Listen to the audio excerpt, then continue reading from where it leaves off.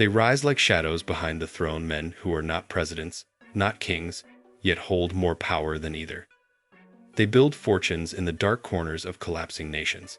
They bend governments with a single phone call. They control industries, elections, and sometimes entire populations. But for every oligarch who rises, another one falls. Because the same wealth that makes them untouchable also turns them into targets. Their story is not just about money, it's about ambition, betrayal, corruption, and the dangerous game between power and survival. Stay with me, because this is the world the public rarely sees. And once you understand how oligarchs rise and why they eventually fall, you'll never look at global power the same way again. The birth of an oligarch. Oligarchs are not born, they're created. And they usually emerge in moments of national chaos. When economies collapse, governments weaken, and the rules of society melt away, something strange happens. Power shifts from institutions to individuals bold enough to seize it. Most oligarchs begin as opportunists. They see what others don't, not disaster, but a blank canvas. Industries crumble, banks close, and major companies fall into bankruptcy. But to an aspiring oligarch, that's not ruin, it's a once-in-a-lifetime acquisition sale. They buy factories for pennies. They scoop up natural resources nobody can regulate. They form alliances with desperate politicians, willing to exchange influence for money. And brick by brick, they build empires in the rubble of a nation struggling to survive. This is how it always begins, with a broken system, a vacuum of authority, and a man ambitious enough to fill it. The first secret of oligarch power is simple. They thrive where rules don't exist. And they become wealthy because nobody else has the courage or the ruthlessness to move as fast as they do. Monopolies in the shadows. Once an oligarch plants his first seed of power, he doesn't stop. He expands like wildfire. But their method isn't innovation, it's domination. They don't just want market share, they want entire industries. They move strategically. First, they eliminate competitors through buyouts or forced deals. Then they take over distribution. Then they choke supply lines, manipulate prices, and position themselves as the only viable provider in the market. Before anyone realizes what's happening, one man controls the oil fields, the mining operations, the telecom networks, the energy grid, the factories, the media. This monopoly isn't accidental, it's engineered. And it gives them something far more valuable than wealth: leverage. Because when an oligarch controls an industry, the government needs him more than he needs the government. That's the turning point. They move from businessmen to kingmakers. Their money becomes influence. Their companies become political weapons, and their name becomes a warning. The marriage of power and politics. Oligarchs don't just sit outside politics, they sit above it. They fund campaigns, bankroll parties, and shape national direction through financial pressure. But the relationship between an oligarch and a politician is never equal. A politician needs money. An oligarch needs protection. It's an exchange built on mutual dependency and mutual distrust. The oligarch might get tax exemptions, exclusive contracts, immunity from prosecution, government approval for expansion.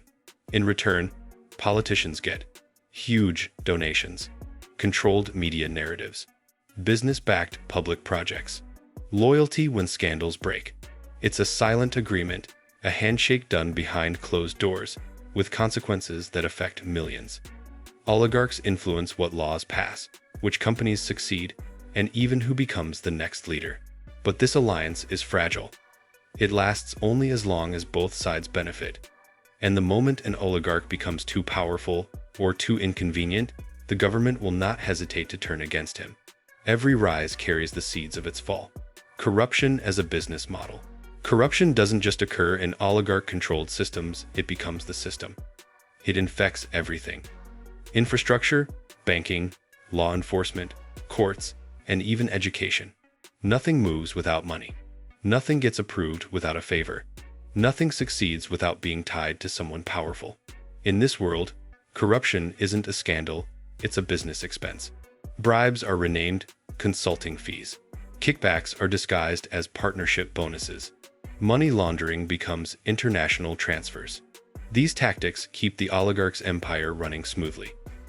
They ensure loyalty, silence opposition, and turn bureaucratic obstacles into profitable opportunities. But here's the truth that oligarchs eventually forget. Corruption is not a foundation. It's erosion. It weakens institutions until they crack under their own weight. And when things fall apart, those in power will look for someone to blame. Usually, that someone is the oligarch himself, the media machine. Oligarchs understand one thing better than anyone. Power is perception. And if you control the story, you control the people. That's why so many oligarchs eventually buy media companies. Not for profit, not for journalism, but for protection. With a media empire, they can bury scandals, promote allies, destroy rivals, rewrite history, shape public opinion. They transform themselves from businessmen into national icons, philanthropists, visionaries, patriots, heroes. But media control also creates paranoia. When you manipulate the narrative, you lose trust. People start to wonder what's being hidden, what's being filtered, and what's being controlled. Eventually, the truth leaks through the cracks. And once the public starts questioning the power behind the curtain, the entire empire becomes vulnerable. The turning point, when power becomes threatening. Every oligarch's downfall begins with a shift, either in political leadership, economic stability, or public sentiment. One day, the protection they relied on evaporates. The politician they funded is replaced. The economy changes. The public grows angry. Suddenly, the oligarch becomes a liability. Too rich, too powerful, too influential, too unpredictable. Governments fear them, rivals target them, foreign nations investigate them. This is where the walls close in. Bank accounts freeze. Assets are seized. Allies turn silent. Former partners testify. The same system that once made them untouchable now hunts them with a vengeance. And the empire they built begins to crumble publicly and brutally. The fall of an oligarch is rarely slow. It's sudden, explosive, violent, and often irreversible. Exile, arrest, or disappearance. When an oligarch falls, there are usually only three possible outcomes. Exile. Many flee the country they once controlled, living in luxury abroad, but haunted by the knowledge that their power is gone forever. They become ghosts, wealthy but powerless, respected by no one, feared by nobody. Arrest. Some are thrown into prison, charged with corruption, fraud, money laundering, or political crimes. Whether the charges are true or politically convenient doesn't matter. Their fate is sealed the moment they lose protection. Disappearance. The darkest outcome. Some oligarchs simply vanish. Their deaths are ruled accidents. Their cases never resolved. Their names wiped from public memory. Empires built through force almost always end through force. It's a cycle as old as history. Why oligarchs always fall? On the surface, their downfall looks sudden. But the truth is simpler. Oligarchs collapse because their foundations are built on unstable ground. Their rise depends on weak governments. Their success depends on corruption. Their protection depends on loyalty that can be bought. Their empire depends on fear. Nothing in that structure lasts. Not loyalty, not influence, not political connections, not even wealth. When the system changes, and it always does, everything they built collapses under its own corruption. The rise of an oligarch is fast, aggressive, and fueled by opportunity.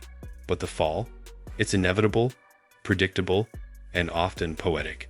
Because power gained through instability will always be destroyed by the very instability that created it. The illusion of invincibility. There comes a moment in every oligarch's journey when they begin to believe they're untouchable. It's not arrogance, at first just confidence.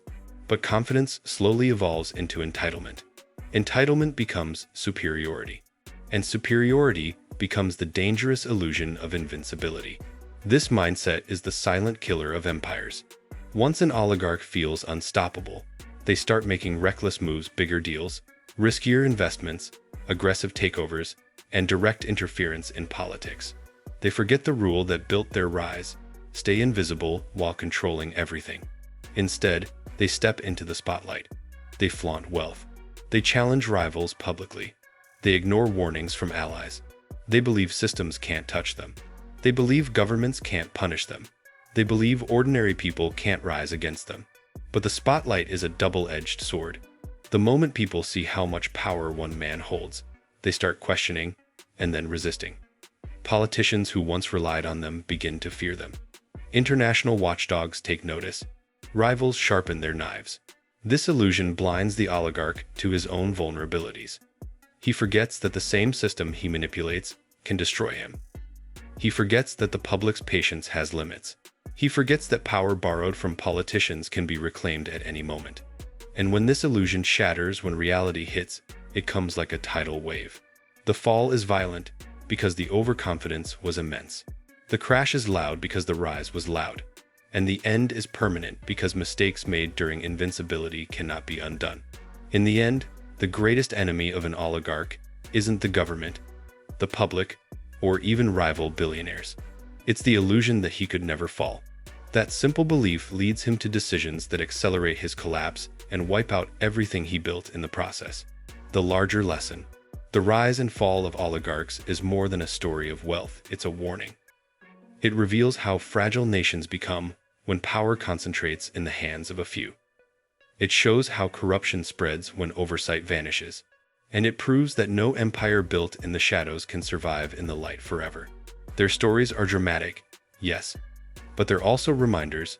When wealth controls power, democracy fades. When corruption becomes normal, collapse becomes inevitable. And when individuals hold more influence than institutions, the system is already broken. Oligarchs rise because the world allows them to. They fall because the world eventually remembers why it shouldn't. The story of oligarchs isn't just about money, it's about what happens when ambition outruns accountability. Their empires rise fast, but they crumble even faster. So the real question is, in a world where corruption still thrives, who will rise next? And more importantly, who will fall?